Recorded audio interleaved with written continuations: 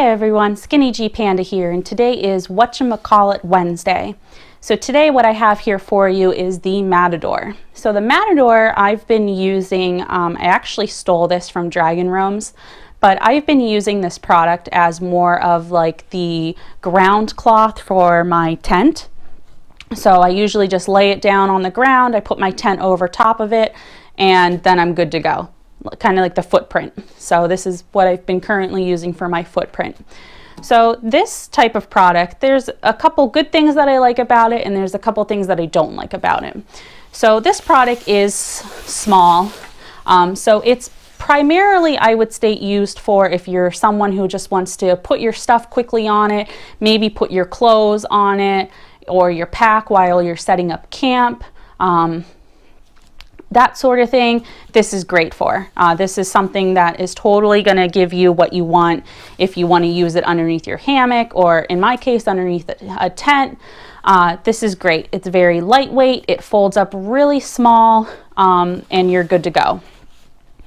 The only bad part to this is if you're someone who likes to use something to sit on, this is not going to be something you're going to want to use to sit or lounge out on at all. Even though it's water resistant, it's not waterproof. So if there's any type of dampness on the ground, this is going to get wet, and it's going to soak right through, and you're going to get wet. Also, if the ground is cold, this material is more like a garbage bag material. It's very light. So anything on the ground, twigs, grass, coldness, you're going to feel it right away. So it's not going to give you any type of cushion or padding or barrier between you and the ground.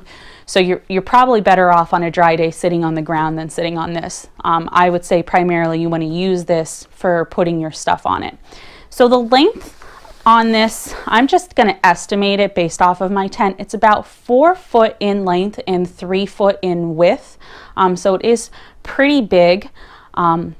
With this, one of the nice features that it has is on each corner, it has this, I'm going to find a corner that I haven't already gone to, but it has like a weight in the corner. And the weight is nice. There's multi-purposes to it. So each corner is a little bit heavier, more for a weight. So if there's a light breeze that day, you could just simply set it on the ground and it's going to stay there. Now, if it's super windy outside, what the weight actually is on the back part of it, there's this little black cord here. And then in the cord is a little tiny pocket. So if you push the weight through the pocket, it's actually a metal stake. So if it's a super windy day, you can actually stake this down and it won't blow away on you. So that's a nice feature that this has. Now again, like I said, with the material, this is more of a garbage bag type of material. However, where their logo is a ripstop material. The ripstop material is more durable. It is more water resistant and waterproof than the actual dark material. I don't know why they did the two-tone and two completely different materials at all for their logo. It really has no benefit feature to this at all. They probably could have just went with this, the red material all the way down, but it may have added weight. So instead, to take away from the weight, they went ahead and put this material on it and then just tag their logo in a different material. That's the only thing I can think of that. So this does pack down pretty small. If you are someone who doesn't know how to fold something, this company puts markings on here. So what these markings are is in it, they sew these markings to help you fold this properly so it fits back into its pocket. I know, I'm not making this up. I sat here and folded it. So right in the middle of the material is one long seam, and you fold it in the middle. And then when you have it folded in the middle, when you put it back here, if you could see it on the camera, there's another red seam here, and all of this is dark and all of this still has red seams. So this just means you just fold it again. So you fold it in half on the red seam, and then down again, you fold it in half. Oops, not take out my thing, but you fold it in half. You fold it in half. Again, these seams here are all where you fold, but you just keep folding it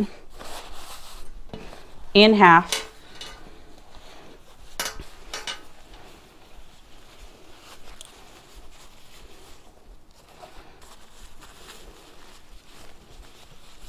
And then when you have it more or less better folded in half, oops, what you do is you would just take the pocket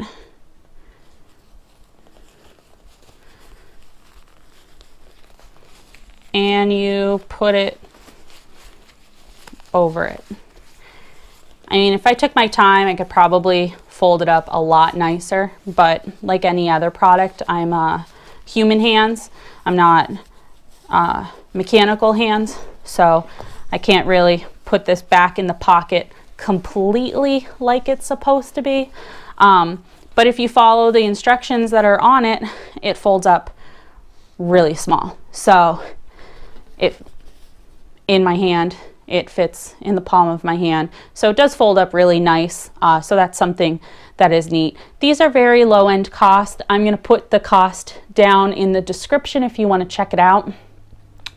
This is a product I recommend when you are beginner mode and you're unsure as to what to use, either as like a footprint or a ground cloth to put your gear on. But other than that, the lightweight and the folding up really small, if you want something, you can just go out and get like a painter's type of plastic. It's gonna fold down just as small, and it's gonna be the same weight as this. And if you want to take some stakes with you, you could stake that sucker down too. So I mean, this is the same to me as what painter's plastic would do for you.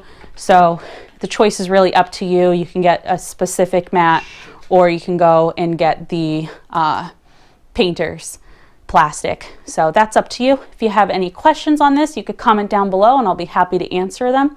As always, please give this a thumbs up if you like this video. And if you haven't already, hit that subscribe button and ring that bell to see other content that I put out. All right, thank you for watching. Bye.